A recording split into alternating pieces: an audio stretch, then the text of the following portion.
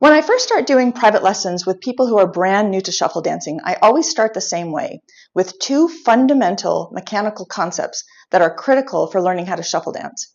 The first one is the perch and the A shape, which is required for many shuffle moves, but particularly the running man, which is the foundational move of all shuffle. But then the second concept is heel pivoting. And I would even say that heel pivoting is even more important than the perch A shape because it's used in many shuffle moves, almost all of the cutting shapes moves, as well as footwork. And it is also obviously the most important part of doing no impact shuffle dancing. So in this video, I'm going to go through 3 types of heel pivoting and how you should practice them so that you can work your way up to doing the T-step and the Charleston and other footwork moves. The one we always start with is parallel pivots because this one is the most intuitive. It's not really hard to move laterally across the floor with both of your feet doing the same thing. Your brain doesn't have to think of one leg doing something opposite the other.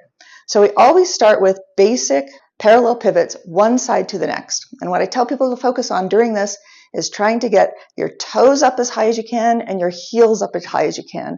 That will help reduce friction on the floor when your feet start feeling sticky. And it's also super important to make sure that you're getting a nice wide arc there. That's what adds drama and depth to your shuffle dancing. So I'm trying to get my feet to face the wall about as much as I can each time that I turn. So as wide a pivot as possible. And then if parallel pivots feel really good to you, then the next thing to move on to are opposite pivots. This is a part where it gets a little bit confusing because your brain has to force each foot to do something entirely different. So for opposite pivots, we're starting toes in and we're going to heels in. Toes in, heels in, toes in, heels in, and then back the other way.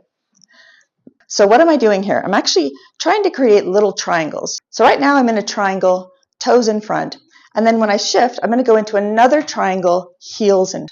So it kind of helps to think of this concept of triangles. But the other thing that's really important when I'm doing it is to remember toes always point together, heels always point together. So when I'm practicing, I will say toes, heels, toes, heels, toes, heels. Okay, so then how do we actually get there? I find it easiest to do this one leg at a time. So starting here, I'm always going to start toes in. So I want to move that way. So what I'm going to do is I'm going to lift my toe, pivot on the heel, and set it down at an angle. Now I'm kind of parallel to my other foot. Now my left foot has to catch up. So in order to do that, I'm going to pivot on the toe and then drop the heel down. So now I have a new triangle, like a little V shape in my feet. And if I want to continue going that direction, now each foot is going to do something opposite of what it just did. So my right leg is going to go up on the toe, drop the heel down. Left leg is going to go up on the heel, drop the toe down. Now I have a new triangle. And then the same thing going in the opposite direction. My left leg is going to lift the toe, right leg is going to lift the heel, left leg is going to lift the heel, right leg lifts the toe, left toe, right heel, and then keep practicing. So if your brain is having a little bit of a challenge trying to grasp this concept, stay at this level, one leg at a time, traveling one direction, and then one leg at a time, traveling the other direction. But eventually you're going to want to be able to do that both feet at the same time. So in order to do that, each foot is going to be doing something opposite the other. So at the same time, I'm going to raise my right heel and raise my left toe to go this way. Now I'm going to raise my right toe and my left heel to keep going that way. Now my right heel, left toe, left heel. And then eventually when I want to change directions, I'm just going to do the exact same thing in the opposite direction. Nice and slow, heel to toe. And keep doing this side to side over and over again until you get nice and smooth. And you will find that you have a dominant side, one side that does this way easier than the other. You need to make sure that you're practicing your weak side even a little bit more to allow it to catch up to the strong side. So some common problems that I see with doing opposite heel pivots are, number one, people are pretty good at going up on their toes, but they're not very good at going up on their heels. So you might find that when you do your heel, it's a little bit weaker and your toe is a little bit stronger. Don't worry so much about that because that's just strength in your anterior tibialis muscle, which is the muscle responsible for lifting your foot and also turning it. And that strength will come actually pretty quickly. The other problem that I hear frequently is that my shoes or my floors are too sticky and I can't actually get a full pivot out of it. It helps a lot to make sure that your shoes are scuffed and that the treads are worn down a bit. And also, you shouldn't be dancing on a floor that is squeaky clean. That's actually going to add a lot of friction. But the biggest way to be able to do heel pivots, even without fancy shuffle dance shoes, is just going to come with strength in your calves and your ankles. Because the higher you can get up on your toe and heel, the less contact you have with the floor, and therefore the less friction. And most people, when they're just starting out, really can't get up that high, and so they have a lot of contact with the floor. So keep drilling these until you build up the strength in your calves and ankles. One more heel pivot that you need to do are single leg heel pivots. And this can be a challenge because now you're having to put all of your weight on just one leg to pivot across the floor. It's also an issue with balance. Not everybody can balance and pivot at the same time. So you can practice this one with a chair or against a counter at first until you feel pretty confident going side to side this way. But that's essentially what you're doing. The same thing as we did on the other heel pivots. You're starting toe in, go as far into an arc as possible, one side to the next.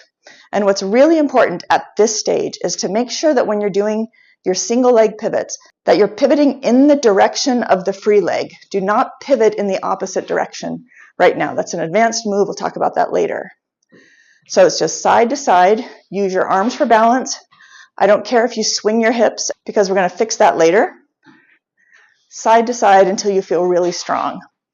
You will also very much notice a dominant side when you're doing single leg heel pivots. So again, make sure that you're working your weaker side to catch up to your dominant side. Okay, so to recap, whenever you're warming up your ankles before you start your shuffle session, I always suggest you just begin with very basic parallel pivots, side to side, as wide an arc as possible, up on your toes and heels as much as you can possibly go up to reduce friction. After you're warmed up, then you're going to begin working on your opposite heel pivots, and that's going to be individual leg first, lift the toe, lift the heel, lift the heel, lift the toe, lift the toe, lift the heel, lift the heel, lift the toe, and then of course back again, each individual step.